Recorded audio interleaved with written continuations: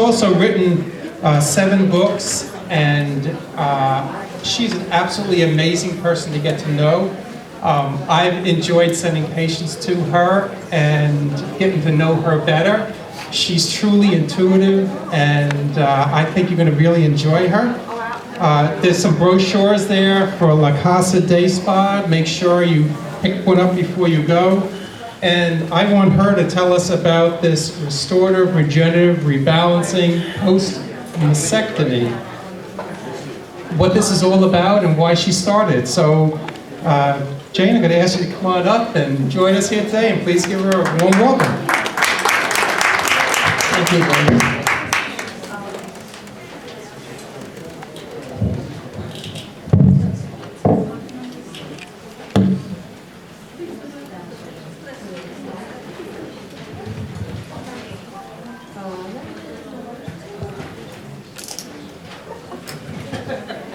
Who's trying to steal my lecture?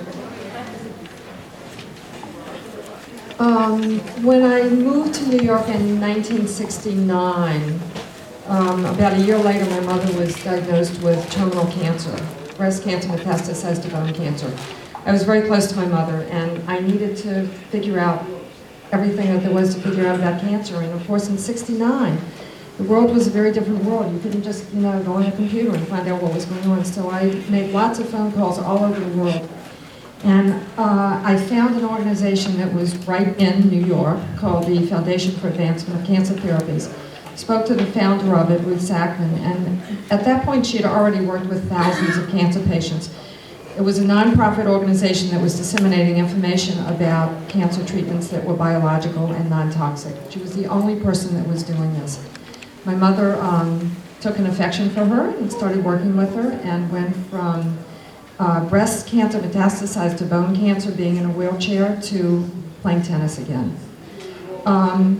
I started working for Ruth, and that whole experience totally changed my life because it introduced me into this world of holistic health. So I've been in it for about 45 years. So when I was working with Ruth, I had an abiding question. I used to listen to her talking to the patients that were working with her, and people with malignant cancers, benign cancers, everything under the sun. People without cancer were calling her. And she always had ideas about how to help people to get better. And she probably helped more people to cure themselves of cancer than pretty much anybody alive, because she wasn't a doctor. She talked to most people on the telephone, and so it didn't take a whole lot of time. And she'd refer them to holistic people. We were referred to Bernard Jensen, who was in California. We went down to Tijuana, got Hoxie, which is an herbal supplement, various things, and she just was really smart about all this. So I trusted the answer to the question that I gave her, which was, who gets well and who doesn't? What's the determining factor for who gets well? And I asked, is it the stage of the cancer, stage 2 versus stage 4? Is it the location of the cancer? If it's in the breast, you can do without a breast. If it's in the liver, you can't do without a liver. And those were not the criteria. She said the thing that makes people get well is their ability to bounce back, their ability to have resiliency, biological resiliency. So I came up with the term bounceability. This is Tiger. Some of you will recognize Tiger. So Ruth knew that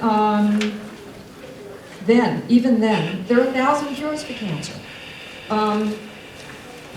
Anything can cure anybody, and anything cannot cure anybody. So our job is to find out what it is that our body is doing, why it's doing it, and how to make it stop doing it if it's doing something that it's not supposed to be doing. So I do own La Casa Day Spa, and I love owning La Casa Day Spa, but by day I'm actually a psychoanalyst. So I love the idea of a unified vision of body, mind, and spirit. I think that they not only work in terms of cause and effect, which is generally how we tend to think of it, but I think that they also work in tandem with each other. So I think not only do you have a physiological immune system that we all talk about and that we know a lot about, we also have a psychological immune system. Freud wrote a great paper called Mourning and Melancholia. So what he was proposing then was that you lose somebody and you have a natural reaction to mourn, but it passes. And then you come back and you're stronger because you've gone through this very painful process, but you figured it out. Melancholia is when you can't figure it out. Melancholia is when it lasts forever. And I'm going to come back to this point in terms of what the body does, the difference between a chronic and an acute inflammatory state or degenerative state, and why it is that we're in the trouble that we're in today in this culture. Because we're all getting chronic biological states as opposed to acute states that have a beginning, a middle, and an end. And then you've resolved it, and you're stronger, like mourning as opposed to melancholia. The other thing that I want to say in my day job as a psychoanalyst is that the limbic system is the part of the brain that processes emotions. When the limbic system is activated, it takes less than 90 seconds. Oh, my slide. This is the question. I have to keep reminding myself to do this. I taught myself how to do PowerPoint over the last 3 days. I became so obsessed with it, I was up till 2 o'clock every morning figuring out how to make these slides. So I tried to make them a little fun, but I have to remember that I did it. Emotions have a lifespan of 90 seconds. When the limbic system is activated, it takes 90 seconds for the program to be triggered, surged through the body, and then completely flushed out of the bloodstream. So you can have a feeling that you want to hold on to for a long time, like melancholia, but it doesn't exist biologically in your body. After 90 seconds, it's gone. So if you're holding on to a feeling for longer than 90 seconds, you're holding it on by choice. I know that's a hard concept. So, in terms of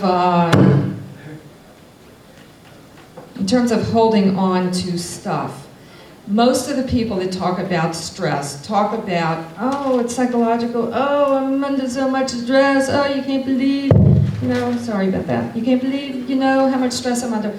So they're talking about it, number one, as though it's a psychological state that then impacts on the biology. But more importantly, they're talking about it as though it's like a foreign entity that's entering into them, as opposed to, it's them. They're creating it. And I think in our best moments and our higher moments, we know that we are our own destinies. So we know a better lesson than that. So I thought I would begin to talk a little about the history of stress. The history of stress started on a rooftop in Canada with a researcher who decided that he really wanted to find the disease that would kill everybody, that would cause all diseases as subsets. So he took rats and he put them outside on the roof in Canada, and he subjected them to very cold weather, and he made them exercise all the time, and he deprived them of food. He did lots of things, making them suffer for science, as I say. And he was essentially torturing the rats, and then he would kill them and he'd dissect them, and he discovered that they all were pretty much dying of the same thing. They had a lot of adrenal deficiencies at that point. And he decided to name the disease that was the disease of the mother of all diseases, and he called it stress. His name was Hans Selye. Hans Selye invented the concept of stress. So some researchers followed him, and they decided to basically format different attributes that go into personality types. I don't know why that's happening. So we developed the personality type of type A, who is basically a stressed out, angry person. And then they developed A, B, and C. B is, I'm chill, I'm kind of peaceful, everything is good. I know y'all can't read that, it's fine that you can't read it. I just want to show you that they developed a lot of attributes for each of these personality types, and then type C developed later, that was in the 50s, and that's the Cancer personality. So they decided that there is a Cancer personality, and they had different attributes that, like you had a distant relationship with your mother, and you didn't feel feelings as strongly as other people, and blah, blah, blah. And, when I first started as a psychoanalyst, I read all that literature, and I was convinced about it, and It seemed pretty compelling, and I even included it in one of my books, The Psychotherapeutic Treatment of Cancer Patients. But here's the problem. The problem is that we now know, and this just came out this year, Hans Selye, most of his research was funded by the tobacco industry. Type A personality is a construct of the tobacco industry. And then the subsequent research with the guys that were doing the type C and blah, blah, blah, also got a lot of money from the tobacco industry. So obviously, the reason why they did this is they wanted to prove that there was a disease called stress that caused cancer and not tobacco. Yeah.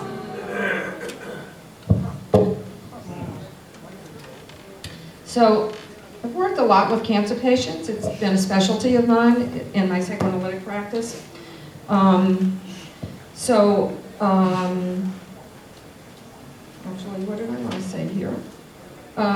Most of the cancer patients that I have worked with will tell me that stress is a very strong contributing factor to cancer, to the development of cancer. One of my cancer patients said to me, she told me the whole story of how she developed cancer. Her brother was imprisoned, and she was feeling really guilty that he was in prison for political reasons, and she was visiting him, and she was bringing food to him, and bringing clean sheets to him, and basically was not living her own life. When she was diagnosed with cancer, she said, "Thank God." She said, "It's the only way out." She said, in fact, she had the thought, before she was diagnosed, the only way out of here, of this life that I'm choosing for myself, which is basically not a life at all, is to get sick. And that was a pattern, actually, that she had developed when she was much younger. She found getting sick was pretty useful. So, if stress is not disease, what is disease? This is my definition of disease. That, again, going back to mourning and melancholia, it's what happens to the body, mind, spirit when there is a prolonged response, a response that just is taking too long to pass through the body, mind. So, a lot of people, Dr. Robbins was mentioning, he was mentioning herpes, but before that, I think he was talking about like fibromyalgia and all of those diseases that you get really tired from. So a lot of those people say that it started with the flu, and then it just never lasted. So again, mourning, melancholia, this is the melancholia flu. It's because the immune system is not being activated sufficiently to fight the disease, to actually cause an acute response that would end in a resolution. And then you'd have antibodies afterwards to whatever that flu was, whatever that disease entity was, and you'd be stronger. And I'm going to get to that point in another minute. So if disease is a prolonged reaction to a pathogen, it can be in an organ, it can be on the level of mitochondria, it can be on a cellular level, it doesn't really matter. It's the biological equivalent of your limbic system not letting go of an emotion. So the body has essentially 3 mechanisms of defense, and that's true for all living organisms. The first one is regeneration. So we have a lizard that has a tail cut off, but he's going to grow a new tail. So regeneration is in the lower level animals. The human body doesn't have too much of an ability to regenerate, but we do have a little bit. There's the phenomenon of the born-again spleen. They see that the spleen actually can regenerate. The reason why this is particularly interesting in relation to cancer is that the spleen is the only organ in the body that cannot get cancer. Interesting, right? The more it is able to regenerate, the less you have cancer. Here we have, the second is the isolation. So the 3 are regeneration, isolation is the second, and the third is inflammation, which I'm going to get to in a minute. Jesse Stoff was talking about inflammation a lot. He's an expert on inflammation. So the cancer tumor, this is a pancreatic tumor, and I need to pay attention to my time. A tumor is, as my patient felt that getting cancer was a life-saving mechanism, a tumor itself is a life-saving mechanism. A tumor is a collection of toxins that accumulate in the body. So the body wants to live, and the body has these defense mechanisms to help it to live. this isolation is one of the more advanced methods, that it's more advanced in terms of evolution than regeneration. So when you have a cancer tumor, they can dissect cancer tumors. They find all kinds of debris in the tumors.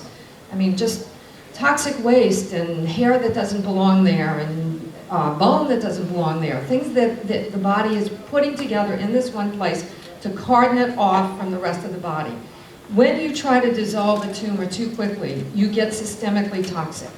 When you have chemotherapy or radiation, not only do you get the toxicity of the chemotherapy and the radiation, but the tumor is being dissolved, and all of that poison that has been isolated as a life-saving mechanism is now surging through the body. So it's problematic for that reason. And by the way, the other thing that I'm not doing it, I promise. I don't know why it's doing that. An example of isolation is a pearl. So an irritating particle goes inside the oyster, and then the oyster responds to it, and it creates this beautiful thing that we call a pearl. So lower organisms also do isolation, but pretty much nobody except mammals do inflammation. Inflammation is the most mature defense mechanism that we have on the planet. And it can happen anywhere in the body. So the most common defensive maneuver of inflammation, of course, is fever. So it's hot, it's red, it burns up. They've done research on cancer patients where they show that cancer patients that did not have the febrile diseases in childhood are much more likely to get cancer as adults. Every time you have a fever, you're burning off toxins. Fevers are really great. Fevers will help the body to recover. They'll build bounceability in the body. It's really important to not depress the body's ability to have a fever. So they're doing hypothermia for cancer in Europe and in Mexico. We don't do it too much here. When I was working with Ruth, actually, we had the first hypothermia situation in the country. We were working with a doctor, and we had a hospital in Queens, and we were raising people to 108 degrees, which of course is the temperature that cancer cells die at. And they were asleep. We were anesthetizing them because it's pretty uncomfortable to be 108 degrees, but not dangerous, believe it or not. So the difference between acute and chronic diseases, and that brings me to hormesis. So hormesis is the deliberate application of a stressor, but it's done for healing purposes. So what's important in hormesis is dosage. It's like homeopathy. A small dose creates one effect, and a large dose creates another effect. You can get the opposite effect depending on dosage. So when you do something hermetically, when you apply a very low dose but intense experience, you get all of these benefits, and I'm going to tell you more about that. So these are the different ways that you can apply hormesis, and I'm going to go through them one by one. Cold, heat, exercise, eating plants, not eating plants, in fact not eating at all, homeopathy, and radiation is the most surprising one. So I do, by the way, a holistic newsletter. Why are you telling me something? Do what? She's going to go through. Take a picture of it. Cold, heat, I'm going to go through it one by one. So I do a holistic newsletter called Musings from 20th Street. I invite everybody to go to my spa website, lacasaspa.com, go to blogs, and then Musings from 20th Street, and you can subscribe to it. And I find really interesting information. So one of the ones that I did recently was in defense of shivering.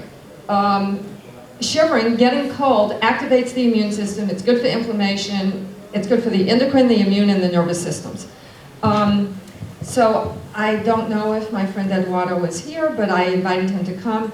I've been going to a cryotherapy center on 57th Street, and I've been exposing my body with no clothes on to 260 degrees below 0 Fahrenheit. Yes. for 3 minutes. It's hermetic. It makes my body go into overdrive to deal with this very uncomfortable situation. And yes, I really am cold. I'm not cold, I'm cold. But my skin temperature has dropped to 32 degrees, and the brain is processing this new development, and it signals to the body to protect itself. And that activates the immune system, and that gives you a whole host of benefits. So, and by the way, one of the things I noticed since I've been doing this is that, we've had a terribly cold winter. Well, I'm walking out with just light coats. I'm not feeling the cold the way I used to. Interesting. Okay, in defense of sweating. Sweating is so great. I feel horrible if I don't sweat every day, so I happen to go to hot yoga, but any way you can sweat is good. La Casa has a salt sauna, so that's perfectly wonderful. I did a musings on in defense of sweating, because what I found out, it was so important when I discovered this, is that they actually have analyzed the chemical composition of sweat. And they find that it is as good, if not better, of telling you what toxins you've been exposed to by analyzing your sweat. So sweating is really important. I get a lot of calls, as the owner of La Casa, people calling me with cancer and asking, what to do, what do I think. So I got a pretty interesting call a few months ago, and this woman said that she was diagnosed with breast cancer. She was calling from Arizona. So she said, the first doctor I went to told me he was going to do chemo. The second doctor I went to told me he was going to do chemo and radiation. The third doctor I went to said he was going to do surgery, chemo, and radiation. The fourth doctor I went to said, honey, go home. I can't help you. So she went home, and she had a vision.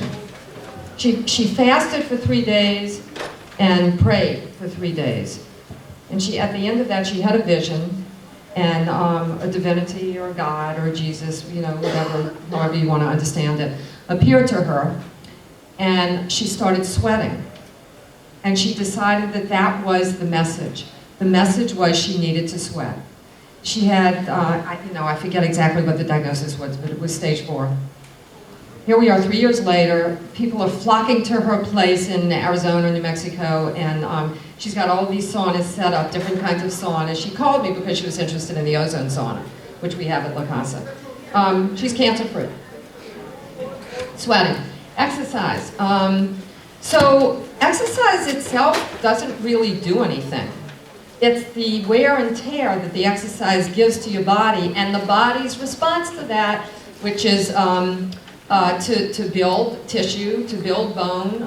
Bone is bone has to be beaten up to be strong. That's why they tell you, as you're getting older, to lift weights and do weight-bearing exercises and stuff.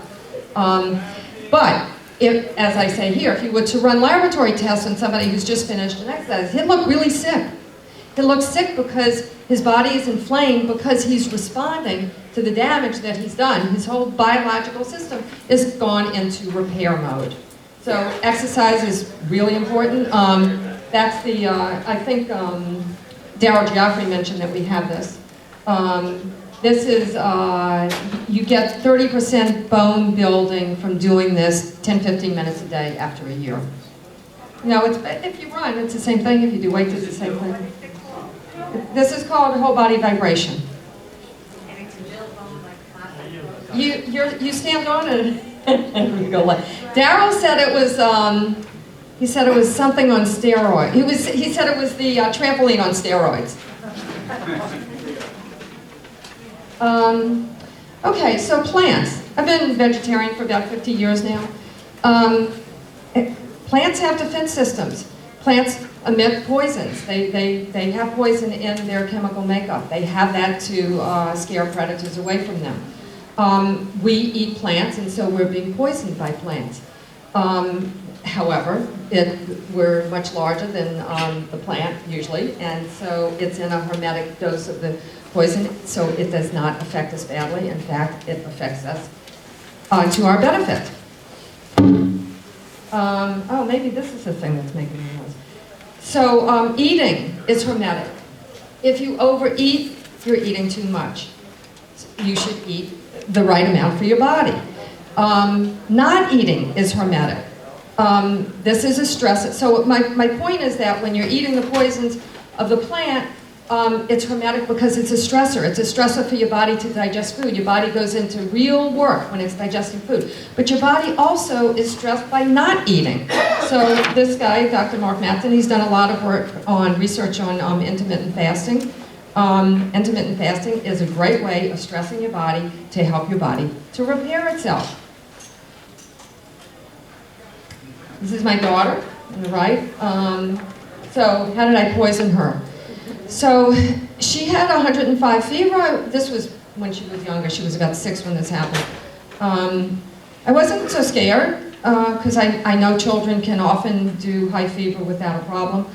But when she started talking in a way that I thought maybe she was hallucinating, I called her doctor and I said, okay, I think the fever's too high. What should I do? He said, do you have belladonna, homeopathic remedy, which I did. I had a homeopathic kit. He said, give her that. Her fever dropped to about 102 in 20 minutes.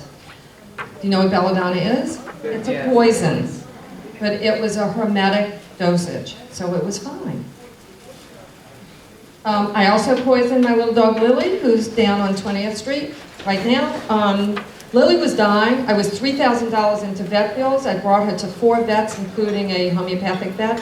She had not eaten or drunk in a week. She hadn't moved. She was so weak from not eating or drinking. I was keeping her alive by bringing her to the vet every day and having her subcutaneously rehydrated. One of my psychoanalytic patients had just gotten a dog. She came in for her psychoanalytic session, said, oh, what's the matter with Lily?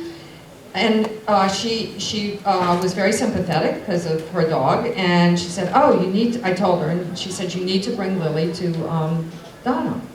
So whoever Donna was, I was up at Donna's apartment at 10 o'clock that night because I thought maybe Donna knew something to help me. Donna, so that's how I got into the pulse magnetic machine, which La Casa has, and we get phenomenal results with that, with inflammation. I get people that come in. You know, one guy, I gave him a treatment on his knee and his ankle. He had, young guy, but he had rheumatoid arthritis, you know, rare in somebody that young. And I did the pulse magnetic, and he started walking around. I said, how do you feel? He said, I don't have any pain. And I said, did you have pain when you came in? And he said, yes, I could only walk up the stairs. So I said, well, let's try the stairs. And so he walked up, no pain. So I love the pulse magnetic energy. So this was the day that I discovered pulse magnetic, when I brought Lily. And we gave her a little treatment. She was in my lap. And oh, by the way, Donna had 2 dogs that were 21 and 22. And they were throwing themselves against the machine every time she would use it for a human. So she decided the dogs wanted the treatment. So that's why her dogs were living so long. So Lily had the treatment, and then I put her on the floor, and she started walking around. She hadn't walked in a week. So that was impressive. And then Donna said, do you think she wants some Hermesis water? I said, I don't know, what is that? And so she put a bowl of water. It had a little stone in it. And I said, what is the stone? And she said, it's radioactive. I did the same thing you would have done. I jumped back. So that led me to understand the healing effect of low-level radiation, and it led me to then write a book on it, which I have outside if you want to look at it, called The Hermesis Effect. And I also did a documentary called Because People Are Dying. So low-level radiation. It's not high-level radiation. It's not what they do in hospitals. She drank the water. She hadn't drunk in a week. Oh yeah, right. That's true. She drank the water, and then I brought her home, and I put out 5 different liquids. The radioactive water, honey water, Pedialyte, which the vet had told me to do, organic chicken soup, and alkalized water. She always went to the Hermesis water. So here we are. This is maybe 8 years later. She's 14, and she's really a wonderful dog and perfectly healthy now. So thank you for reminding me of that. So it's not X-ray treatment, which is high level and destroys tissue. This gives a very, like morning in melancholia. It gives a very brief but very intense jolt to the immune system. The immune system responds, and Lily's still alive. So I love the radiation stones also. They were discovered by a helicopter mechanic who was going into, there'd be a downed helicopter in Wyoming or Colorado or something, and he saw these stones and he started making jewelry out of them. And then people would come to him and say, oh, you know, since I've been wearing that bracelet, my arthritis went away. Or, oh, you know, that necklace you gave me, I used to have a tumor in my breast and it's gone, or a cyst and it's gone. And that led him to do the research on low-level radiation, which led me to, yes, because I met him. So I just want to give 3 case studies quickly. Let me check my time. 10 minutes. I'm doing really well. So the first one is a researcher who went to my alma mater, Washington University, Thomas Brittingham. And he was interested in understanding what causes cancer and how people get cancer and why. He injected himself over a period of 10 years, hundreds of times, with the blood of leukemia patients. Now, you know, ordinarily we wouldn't want to do that, you know, we'd be afraid, oh my God, that's going to give me cancer. It never gave him cancer. He always got an acute inflammatory response at the site of the injection. You know, his skin would get red and hot and irritated, but he didn't get cancer. So, the inflammatory response. Third line of defense. Cancer is a situation with when all 3 of the defense systems have failed. The isolation has failed and the inflammation has failed. So, the second one is a case study about a boy. We'll call him Jack. So I'm trying to demonstrate bounceability here. It's inherent in us, as we know from the lesson of Thomas Brittingham, if we just give the body a chance to work. So Jack was sickly from birth. He survived childhood rather miraculously, and during the course of his life he was hospitalized more than 36 times. He was given last rites 4 times, 3 times when he was still a young man, once when he was in a coma, and then the 4th time was upon his death. Anybody know who I'm talking about? John Fitzgerald Kennedy. He lived through all of that to become the president. He had bounceability. He was that sick, but his body kept recovering. And the third person that I want to introduce as a case study is here with us.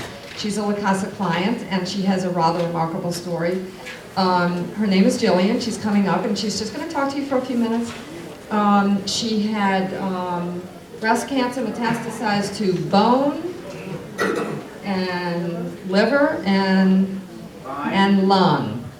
Did not do chemo, did not do radiation. And I'm going to let her finish off, but I want to conclude by saying I think that we should rename post-traumatic stress syndrome to post-traumatic growth syndrome. That's the point. I think that's a perfect place to segue because in my situation in 2005, I was diagnosed with DCIS, which was ductal carcinoma in situ, which I did a lumpectomy and followed what I was asked to do, but I never believed in doing a mastectomy or because I wanted to get to the root cause. And because I dealt with holistic doctors as well, I was able to really get a sense of really getting down to the root cause and understanding the nutritional aspects as well. However, in 2013, between 2010 and 2012, based on what Jane shared with you, sustained stress definitely can cause things to shift and change rapidly. And in my instance, it did, and I was at stage 4 in March of 2013. I dropped about 90 pounds. I was in a hospital where they were going to send me to a hospice. And pretty much, I think one of the things that helped me in this process was really being able to, my belief system, first putting God first, because for me that was really helpful. And having a lot of people who were supportive, but also understanding the nutritional factors, becoming active, and being able to have a doctor where at that point, after shifting between oncologists and a surgeon who wanted to do radiation and chemo, I was so against it. My family was going crazy, and hearing all that noise and distraction, I really had to focus on what was important. And fortunately, Dr. Holland showed up from Mount Sinai. In my case, the protocol was doing an oophorectomy, which had the removal of ovaries. And but from that stage, I had to really move rapidly in terms of meeting people in the park, doing Tai Chi, yoga, breathing, getting active.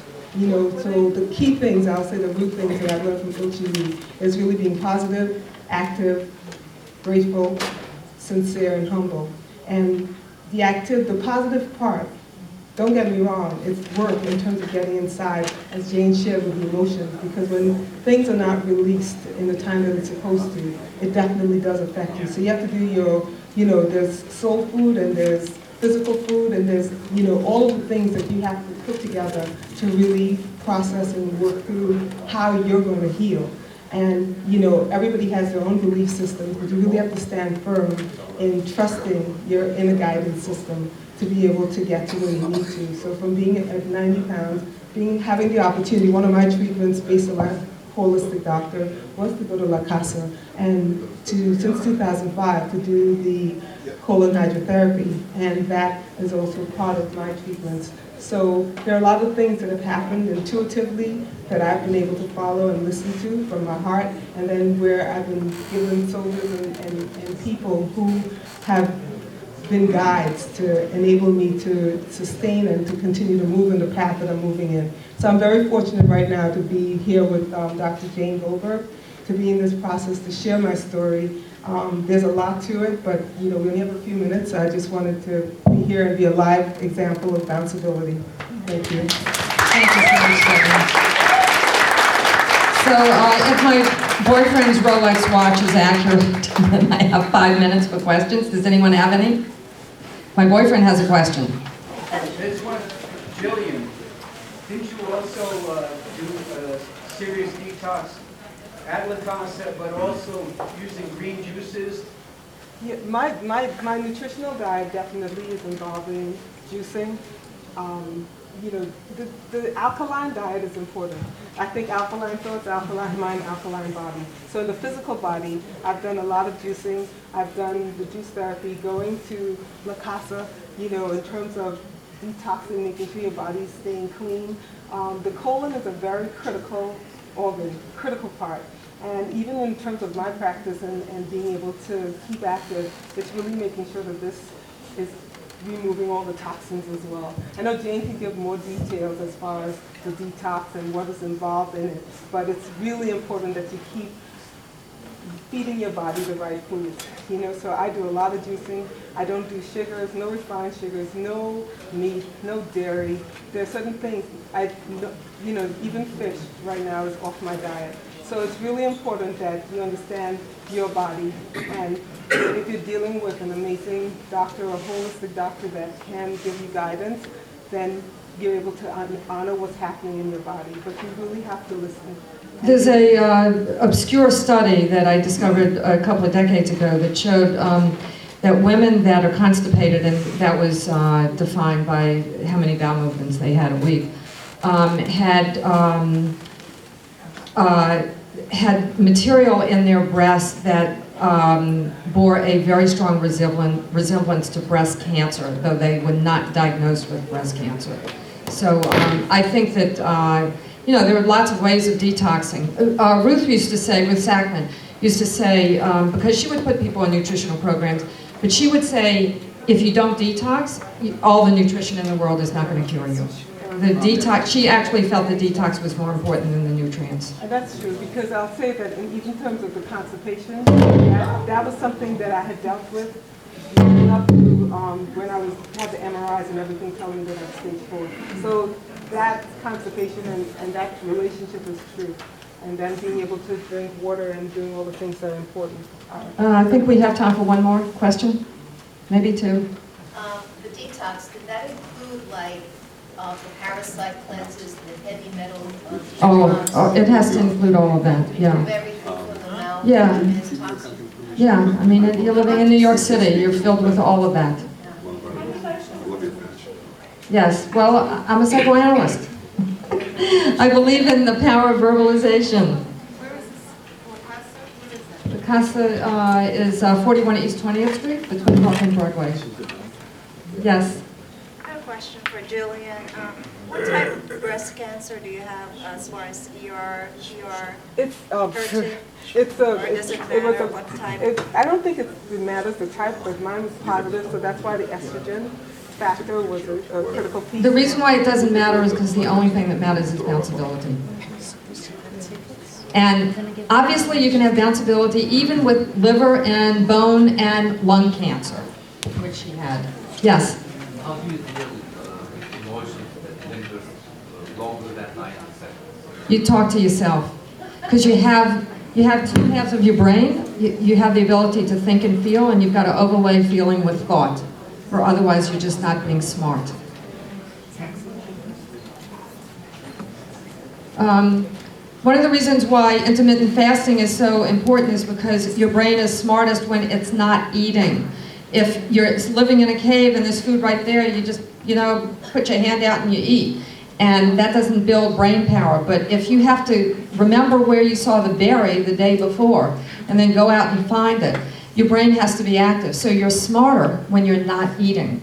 I do intermittent fasting by simply not eating until 2 o'clock. 2 or 3, I'll have a little piece of fruit, and then I'll have my main meal, which is usually it's a salad, around 5. So intermittent fasting is probably the strongest effect that they have found for anti-aging and living a long life. Do you do it every day? I do it pretty much every day, yeah. So there's if you stop eating at 10 and then you don't eat again until 2 or 3, you've got a long period there that your body is in repair mode. Thank you so much. One more question. I have to give the floor to Sylvie. How do you know about getting discount? Metatron. What are you asking about the Metatron? The Metatron is it's a, How do you know about getting How to get the discount for the Metatron? everybody gets a discount. The Metatron is a Russian technology device that scans the body for frequency. It tells you what you have already biologically manifested and what you will have a year from now, 5 years from now, what you have a predilection for. One of my patients, she came in with fear of Lyme disease. She found 3 ticks on her. She tested, the ticks tested negative at the lab, but she was still afraid. So I put her through the Metatron. I just saw no Lyme disease, but I saw something funny in her lung. And so I'm like in the DNA level of her lung on the Metatron. And I said, I've never seen this. Can you spell this? I have a computer next to the Metatron computer. And where I Google things if I haven't heard of it. So I'm doing it. She's, saying the letters to me. She gets to the 5th letter, and then she stops, dead in her tracks, and says, "Oh my God!" And I said, "What?" She said, "This is the disease that killed my mother. It's a very rare lung disease. Like 50 people in the universe have had this disease. It killed her mother. She has it on a DNA level. She had cured herself of cancer about 30 years ago. She knows what to do to not get cancer again. She will never get this rare lung disease that her mother died from. But the Metatron picked it up is the point." Thank you. On to Sylvie.